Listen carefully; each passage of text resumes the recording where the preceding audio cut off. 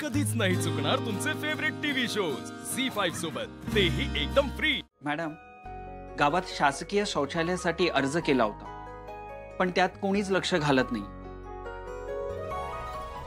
तुम्ही आता काहीतरी करा, ही विनंती। दुसरं,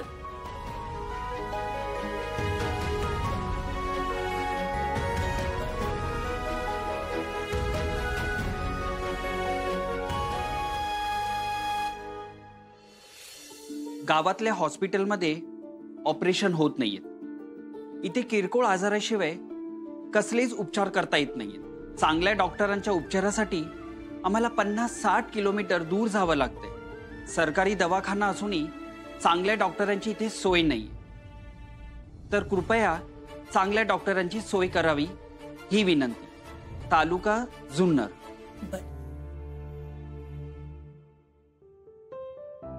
काय तोंडे, लोकांचे अर्ज आलेत, तुम्ही वाचलेत आता?